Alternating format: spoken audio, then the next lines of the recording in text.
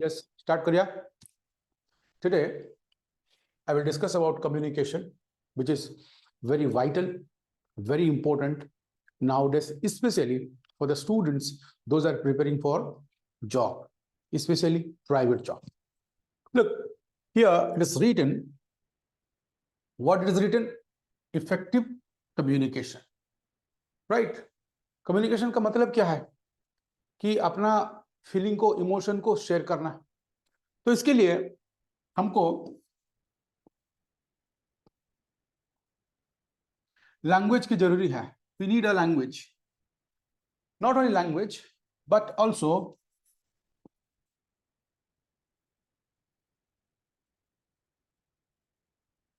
Body language is also vital, important. Okay, तो इसके बारे में हम डिस्कशन करेंगे। लैंग्वेज, जब कम्युनिकेशन की बात करते हैं, हम लैंग्वेज की बात करते हैं। When we discuss about language, it's all about English. Why English? इसीलिए मैं इंग्लिश की बात कर रहा हूं। हिंदी हमारा मातृभाषा नहीं है। हाँ, यह है कि हिंदी बोलने वाले लोगों की संख्या भारत में ज्यादा है, लेकिन हिंदी मातृभाषा नहीं है। सॉरी, क्या बोलते हैं, नेशनल लैंग्वेज नहीं है, number one. Number two, English को ज्यादा प्रेफरेंस दिया जाता है after colonial period. Post colonial period में भी English has its own importance. और जब हम जॉब की बात करते हैं, जब हम एचआर क्वेश्चन की बात करते हैं, जब हम इंटरव्यू की बात करते हैं, English is very important, very vital. So we need to take care of communication, language and English. Fine. Then comes body language. Body language होता क्या है? बॉडी लैंग्वेज है आपकी शरीर की भाषा। Okay, language of your body, what your body speaks, how your body represent yourself, what your body talks about you, that is all about body language. For example, आप कुछ बोले नहीं हो, लेकिन आपकी चाल से, आपकी वे ऑफ सिटिंग से, वे ऑफ स्टैंडिंग से, वे ऑफ स्पीकिंग से। ओके, वे ऑफ स्पीकिंग मतलब मैं मुंह से नहीं बोल रहा हूं, बॉडी से। It represent something, it says something, that is all about body language, right? So two things are very vital, very important for us to understand, and I hope you will understand in this class and you will implement it in your future, right? Second देख लेते हैं क्या है। Introduction है। Introduction में there are two questions. One is importance of information, right? The first one is important of information. The second one is incomplete information. Incomplete information होता क्या है? क्या होता है ये? देखो मैं बताता हूं। एचआर क्वेश्चन में एक सवाल आता है कैंडिडेट के लिए। किसके लिए? कैंडिडेट के लिए आता है। कौन सा सवाल? एक रेज्यूमे गैप करके आता है एक सवाल। रेज्यूमे गैप क्या है? मान लो कि एक स्टूडेंट 2019 में उनका ग्रेजुएशन वो कंप्लीट किया है, उनका जॉब 2020 में हुआ, right?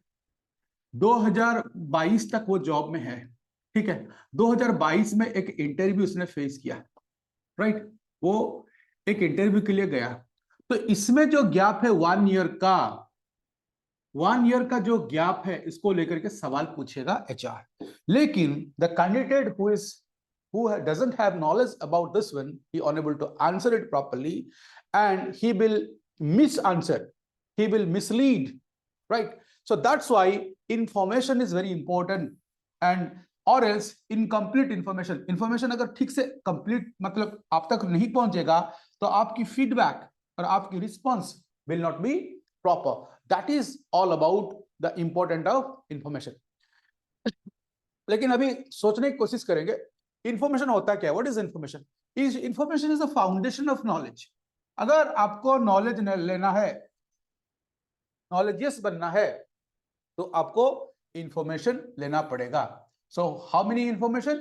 1000 information you have to capture, you have to gather, right? Then next देख लेते हैं।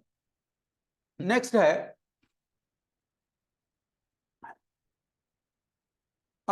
important points to improve communication skills.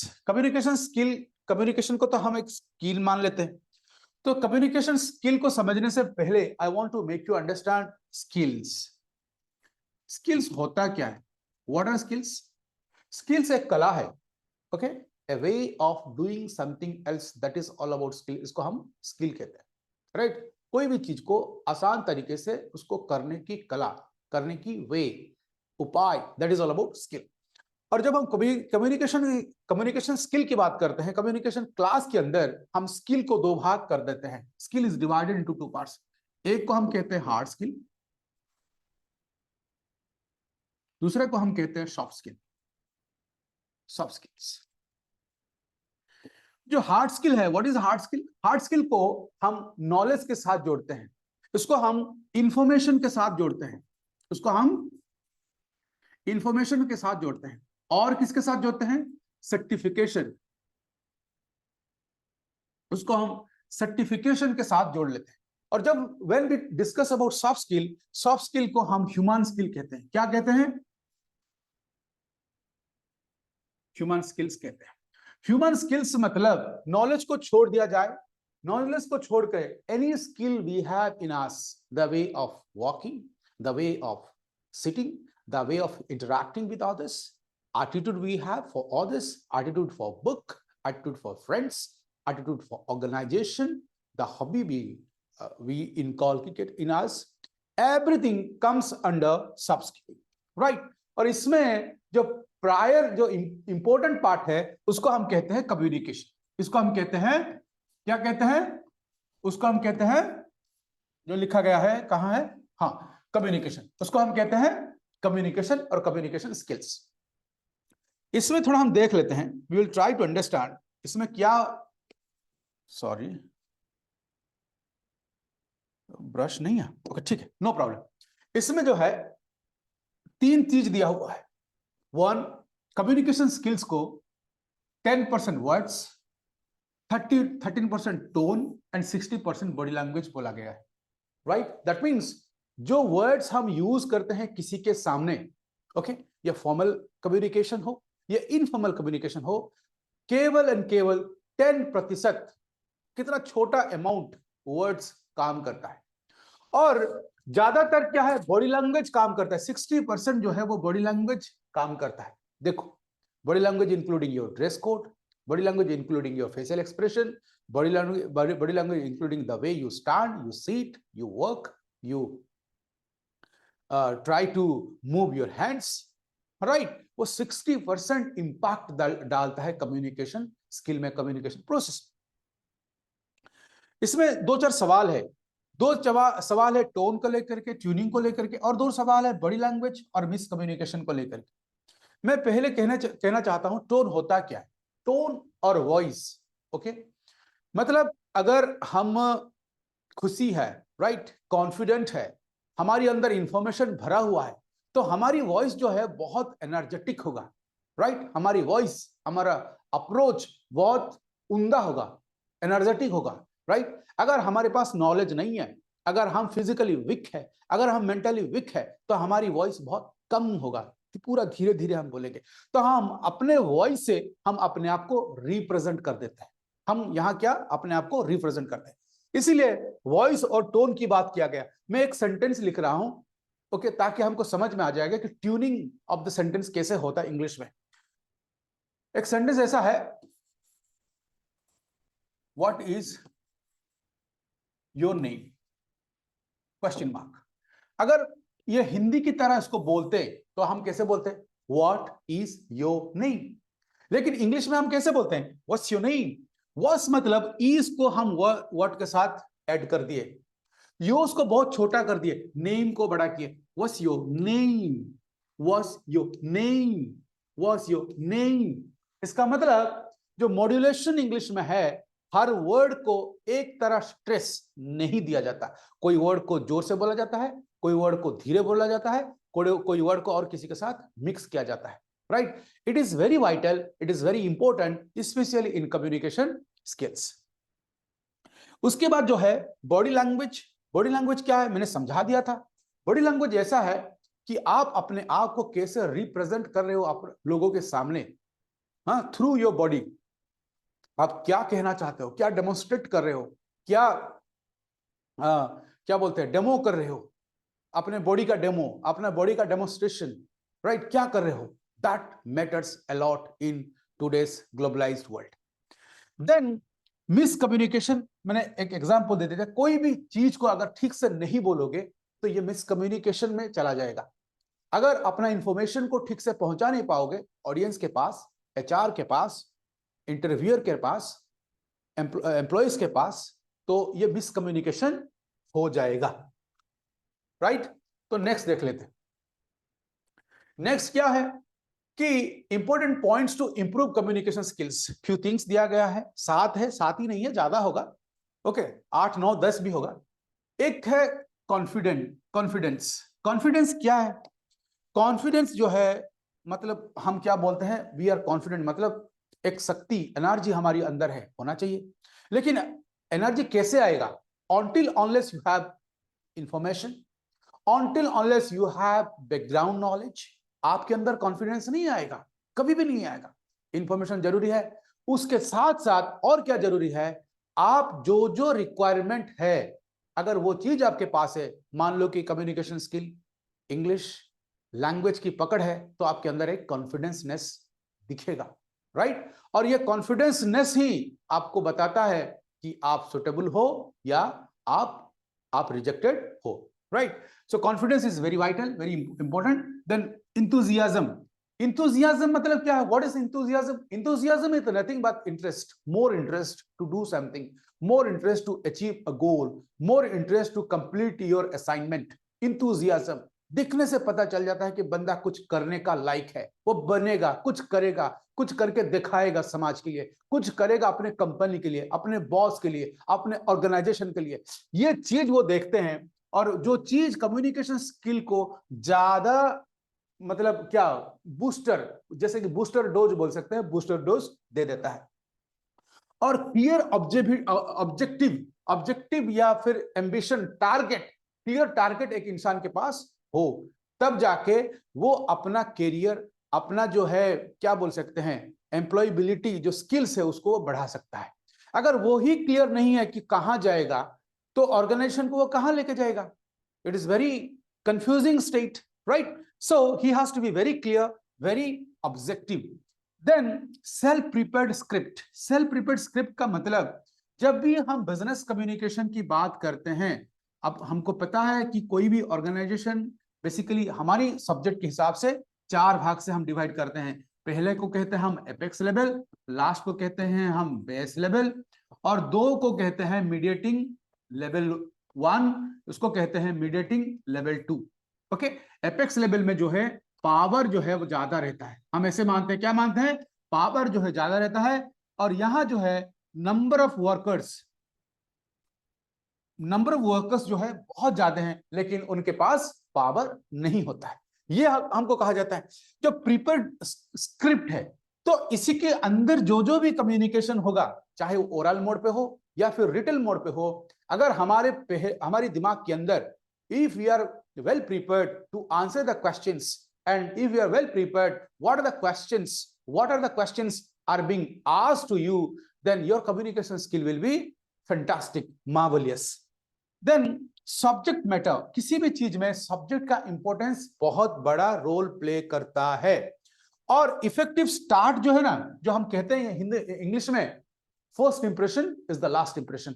आप अगर फर्स्ट साइट में इंप्रेस कर दिए, इसका मतलब 50% इंप्रेशन आपका सही हो जाएगा। इसीलिए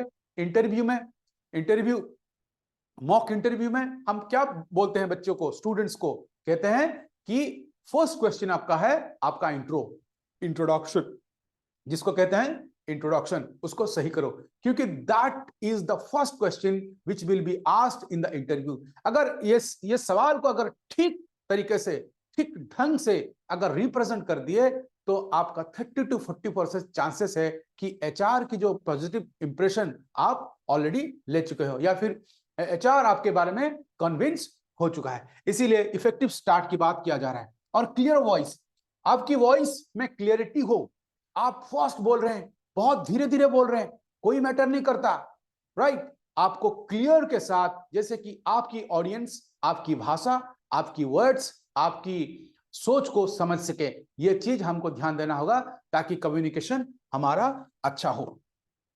देन नेक्स्ट देख लेते हैं। नेक्स्ट क्या है? स्पीड है। ये मैंने कुछ कुछ क्लास में कहता रहता हूं।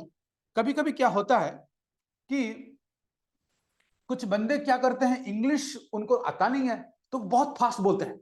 आई was going there and I completed the work and after completed the work I came from the, what is this? ये क्या इंग्लिश है? क्या आपको कहीं जाना है? इंग्लिश धीरे बोलना है जैसे कि कोई बंदा को समझ में आए। हाँ ये ठीक है, प्लेटफॉर्म आप तय करो। आप फोन पे बात कर रहे हो तो आपको कैसे बोलना है, ऑडियंस के सामने बात कर रहे हो आपको कैसे बोलना है, प्रेजेंटेशन दे रहे हो कैसे बोलना है, सेमिनार में हो, जीडी में हो, कैसे बोलना है, ये तो तरीका अलग हो सकता है, लेकिन इतना हड़बड़ी होके बोलना ये नेगेटिव इंपैक्ट है। तो जो इंग्लिश में जो मतलब जिसका ज्यादा नॉलेज होता है वो स्पीड इंग्लिश को वो कभी भी सही नहीं मानते, लेकिन जिसका पास नॉलेज नहीं है वो बोलते स्पीड इंग्लिश अच्छा है। जैसे कि मेरे साथ एक एक्सपीरियंस हुआ था, कोई मतलब मैं नाम नहीं लूंगा, किसने बहुत जोर जोर से बोल रहा था इंग्लिश, तो जो जॉर्ज करते हैं ना, जॉर्ज बोलूं या क्या बोलूं, एडमिनिस्ट्रेटर बोलूं, उन लोगों को लगा है अरे इतना बड़ा इतना जोर से बोल रहा है, मतलब इतना अच्छा इंग्लिश है। लेकिन जब लिटरेचर की सवाल आया, जब अंडरस्टैंडिंग की सवाल आया, जब ग्रामर की सवाल आया, जब पोइट्री की सवाल आया, पोइटिक डिवाइस की सवाल आया, वो सब फेल है। इस कहने का मतलब यह है जोर से बोलना ये नॉलेज के साथ कोई उसका लेना देना नहीं है, वो डर रहा है, वो डर करके अपने डर को छुपाने के चक्कर में वो जोर जोर से बोल रहा है। ऐसे नहीं बोलना है, ज्यादा स्पीड बहुत स्लो भी नहीं बोलना है, एक मीडियम बेस ऐसे ऐसे बोले कि सामने वाला बंदे को समझ में है बस। और लॉजिकल प्रेजेंटेशन हम होना है, right? Logical in the sense जो टॉपिक आपको मिला है वही टॉपिक के ऊपर बात हो, और जितना टाइम मिला हो उतने टाइम की तक ही बात हो, ताकि जो ऑडियंस है he will try to understand and he will connect you, he will be connected right with you. Or if he has a different mindset and if you are talking of something else, then there will be a mismatch, misconnection. And audience को जानना presentation में बहुत बड़ा important role play करता है, और खास करके ऑडियंस का एजुकेशनल क्वालिफिकेशन, खास करके ऑडियंस का जेंडर, खास करके एजुकेशन ऑडियंस का एम, ऑब्जेक्टिव, वो क्या चाहता है, कहां जाना चाहता है, आप किससे क्यों उससे बात कर रहे हो, everything you have to clarify. Then local language की जो बात है, कभी कभी लोकल लैंग्वेज का रोल भी बहुत बड़ा इफेक्टिव रोल प्ले करता है। और जैसे कि इफेक्टिव स्टार्टिंग था, यहाँ इफेक्टिव एंड भी है। हमारी कंक्लूडिंग रिमार्क्स इतना अच्छा हो, उम्दा हो कि सामने वाला बंदा कन्विंस हो जाए। Then we have to maintain time, time limit is very important. If we are given some certain time, we have to complete our talk in between. Then let's go to the next part.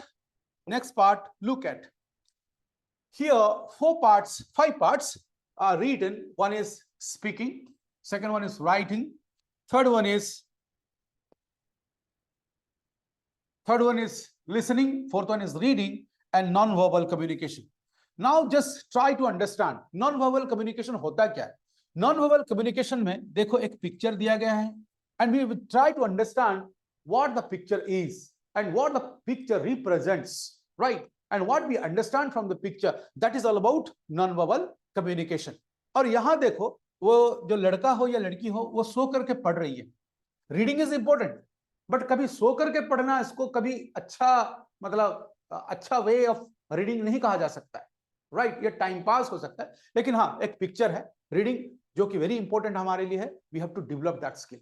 और यहां क्या है, listening है, कोई सुन रहा है, phone पे सुन रहा है, yes listening is very important, very vital.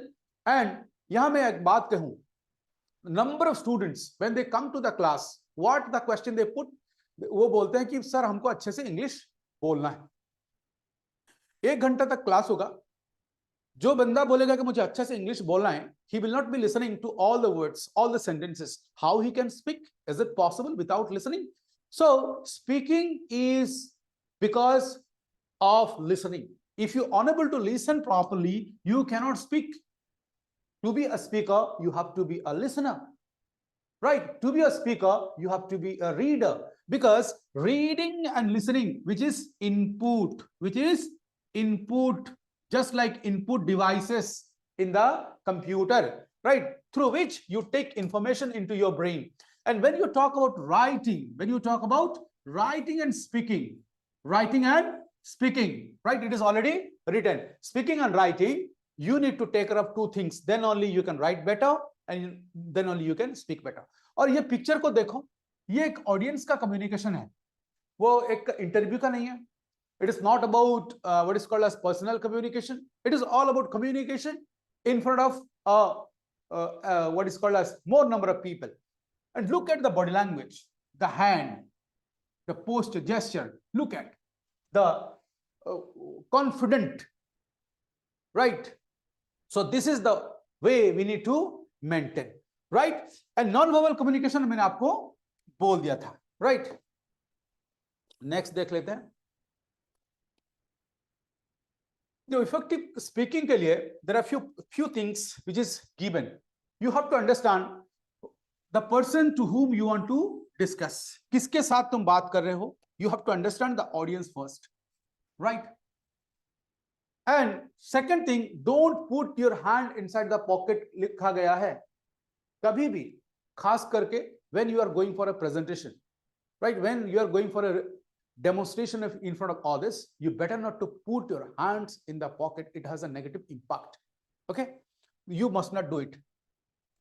And playing with pen and other objects. For example, we are saying and we are doing this thing, right? We are saying and we are doing this kind of things. These are the things must be avoided in communication process, right? Keeping eye contact with the person, not look here and there.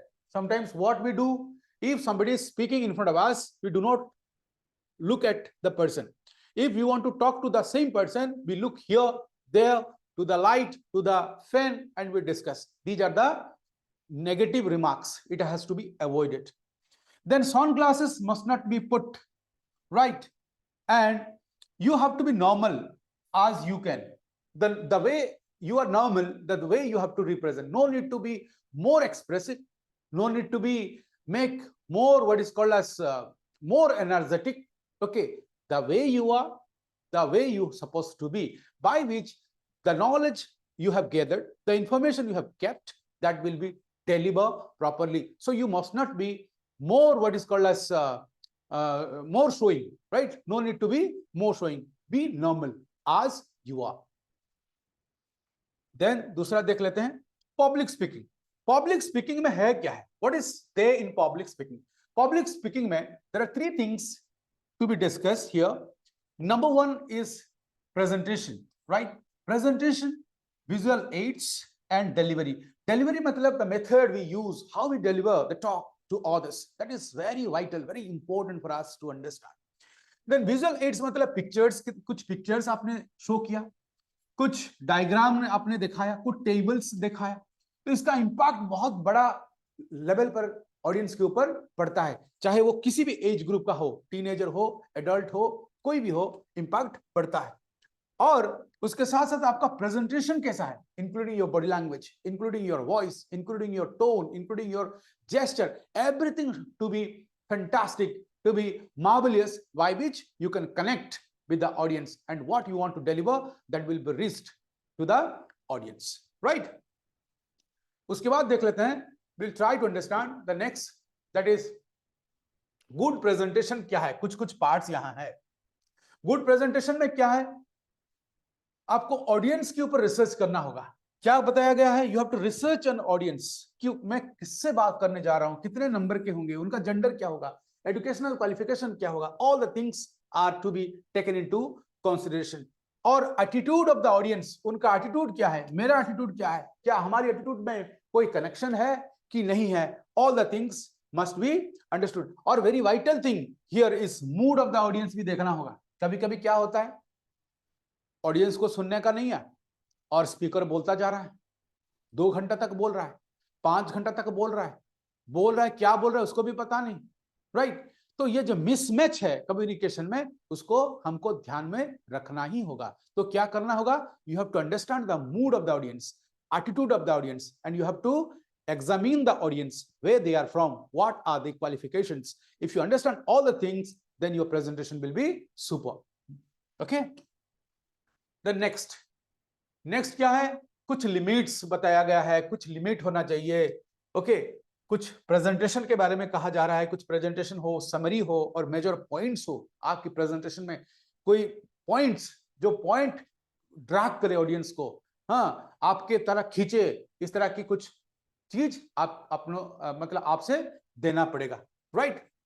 और क्या है, visual aids में भी कुछ कुछ चीज है जो हमको मेंटेन करना पड़ेगा। क्या क्या हाईलाइटेड पॉइंट्स है, राइट, कुछ पिक्चर्स हैं दिखाना पड़ेगा, ताकि जो वर्कर्स है, जो ऑडियंस है, वो खुश हो जाए, वो उनको लगे कि वो बंदा हमारे बारे में बोल रहा है।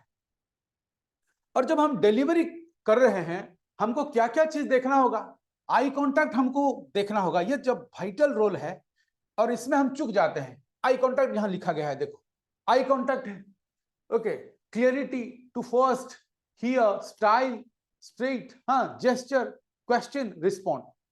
मैं यहां से शुरू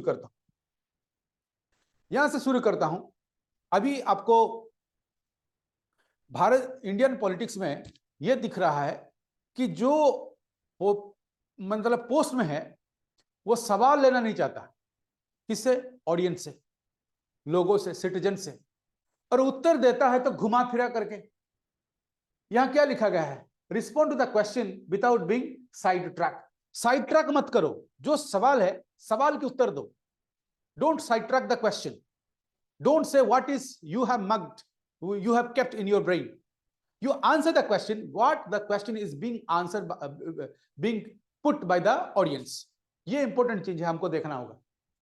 और क्वेश्चन तो लेना ही होगा, encourage audience to ask questions. और अगर हम टीचर हैं तो क्लासरूम के अंदर हमको स्टूडेंट को गाली ना दे करके, उनको सप्रेस ना करके, उनको पूछना चाहिए कि भाई सवाल पूछो, क्या सवाल है, पूछो, जितना पूछना है पूछो, फ्री माइंड होकर के पूछो, ना डर करके पूछो। तो question must be taken from audience, from students. ये एक अच्छा कला है, अच्छा स्किल है। और स्टैंड अप स्ट्रेट बोला है, स्टैंड अप स्ट्रेट मतलब एक कॉन्फिडेंसनेस, इंथुजियाज्म एक दिखाता है बॉडी से, अपना बॉडी पोस्चर से, right, that must be taken into consideration. और natural style has to be followed. कोई ऐसा ज्यादा मतलब स्टाइलिश करने की कोई जरूरी नहीं है, जो अपना स्टाइल है वही स्टाइल से आपको आगे बढ़ने की कोशिश करनी जरूरी है। और डोंट गो फास्ट, ये जो बार बार मैंने बोल रहा हूं, डोंट गो फास्ट। और ज्यादातर इंग्लिश में ये बहुत बड़ा प्रॉब्लम है, डोंट गो फास्ट और don't go very slow as well. एक नॉर्मल स्पीड आपको मेंटेन करना होगा। और एस्टेब्लिश आई कांटेक्ट तो आपको ऑलरेडी मैंने बता चुका था, ठीक है।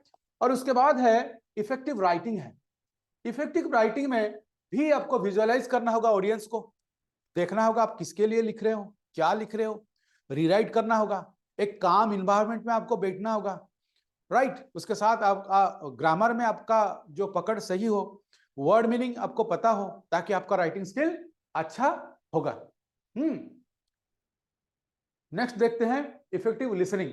इफेक्टिव लिसनिंग में भी वही है, look, hold, listen, keep an open mind. मतलब जब सुनना है तो माइंड को भी ओपन करना है, सिर्फ ईयर को नहीं।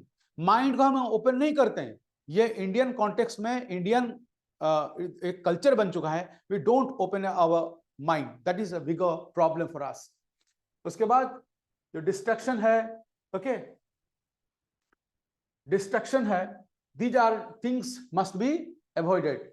देन इफेक्टिव रीडिंग भी है, ओके। उसके बाद नॉन वर्बल है, नॉन वर्बल कम्युनिकेशन है, ठीक है। तो मैं ज्यादा डिस्कशन नहीं कर रहा हूं क्योंकि नेक्स्ट क्लास में भी मुझे डिस्कशन करना है। तो आई बिहेवियर है, आई कांटेक्ट जिसको कहते हैं, इसके ऊपर हमको you need to take care of, जिसको मैंने बोल भी दिया हूं, फेशियल एक्सप्रेशन के ऊपर हमको काम करना होगा, ओके। हमारी फेशियल एक्सप्रेशन कैसा हो, ओके, सीनियर के सामने कैसा हो, एम्प्लॉयज के सामने कैसा हो, right, with our students how our facial expression suppose to be, and attitude we need to take care of, right? Then attitude for students, attitude for audience, attitude for all. Then vocal qualities, how we speak, and posture and gesture, two things we need to take care of in non-verbal communication. क्योंकि इसी में language नहीं है, जितनी भी बात यहाँ हुआ है, यहाँ क्या, यहाँ लैंग्वेज नहीं है। विदाउट लैंग्वेज ये सब कन्वर्सेशन एक साइड से दूसरे साइड, एक पर्सन से दूसरे पर्सन तक पहुंच रहा है, इसीलिए इसको नॉन वर्बल कम्युनिकेशन कहा गया, इसलिए उसको नॉन वर्बल कम्युनिकेशन कहा गया है। दूसरे क्लास में इन डिटेल इसके ऊपर डिस्कशन करेंगे, क्योंकि मेरा और एक क्लास भी है, वो क्लास अटेंड करना होगा, और जब मैं यूट्यूब में आऊंगा तो दूसरे क्लास में we can discuss about it. और कोई क्वेरी है, क्वेश्चन है तो कमेंट दीजिएगा। Thank you very much.